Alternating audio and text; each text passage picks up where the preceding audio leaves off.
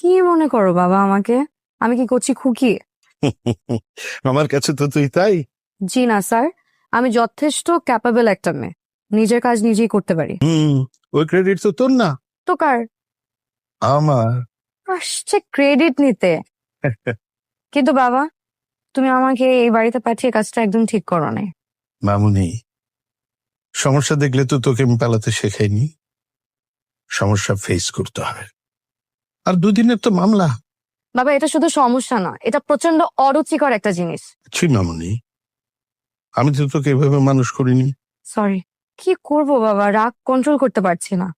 তোর নানির তো কোনো দোষ নেই, বেচারি তোকে একবার দেখতে চেয়েছে। হ্যাঁ, যে সম্পর্ক এত বছর ছিল না, সেই সম্পর্ক হঠাৎ করে কোথা থেকে এভাবে উতলে উঠছে আমি বুঝি না বাবা।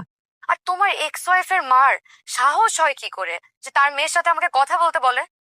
তুমি যদি আমাকে কনভিন্স না করতে, এ বাড়িতে না আমি জীবনে পাড়াও দিতাম না। ক্ষতি নিয়ে পড়ে থাকলে তো এগোনো যায় না মামুনি। আর অতীত ভুলে গেলেও নিজের অস্তিত্ব থাকে না বাবা। তোর সাথে কথা বলা কি আমার পক্ষে সম্ভব? তোমার থেকে তো শিখেছি। তবে একটা কথা মনে রাখিস, বলো। একদম রাত দেখাবি না। মনে রাখবি, রক্তের সম্পর্ক কখনো ছিন্ন করা যায় না। তোর নানির মনের অবস্থাটা আমি বুঝতে পারি। এই কারণেই পাঠিয়েছো না এই বাড়িতে আমাকে? হ্যাঁ বউ না, হ্যাঁ কারণ হচ্ছে আমি অনেকদিন আগে ও বাড়িতে খোঁজ নিয়েছিলাম। তোর মা খুব সম্ভবত ওই বাড়িতে আর থাকেন না। হুম, জানি আমি। তোমার এক্স ওয়াইফ নাকি বিদেশ চলে গেছে। আর না কেন? আর না হচ্ছে এই কারণেই, মামার বাড়ির এক্সপিরিয়েন্সটা তো নিয়ে দরকার। কোনো দরকার নেই বাবা, এই বাড়িতে এক একটা খারুস।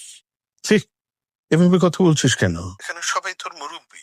সবার ক্ষেত্রে প্রযোজ্য হলো, এই বাড়িতে একটা বান্দর আছে সেটার ক্ষেত্রে এটা প্রযোজ্য না। কে? আপনি আমার দিকে এভাবে তাকিয়ে আছেন কেন? ভালো লাগছে, শুনতো। আমি কিন্তু এখন চিৎকার দিব।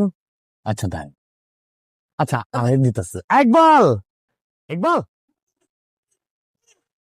কিরে কাল্লু, কন আইসস? মাত্র আইছি। আপনি ওনাকে চিনেন? চিনবো না কেন, ওই তো আমার দোস্ত, অবশ্য বয়সে আমার চেয়ে একটু বড়। মজা লইছি, আমি চোর না। আমার চোর হইতেও পারেন, সুন্দরী মেয়ে দিয়ে চুরি করি। এই অবস্থা আপনার তাহলে? এসব ফালতু ছেলের সাথে মিশেন। অবশ্য আপনার এরকম অবস্থা হবেই না কেন, আপনার নামই তো যত সমস্যা। আমার নামে কি সমস্যা?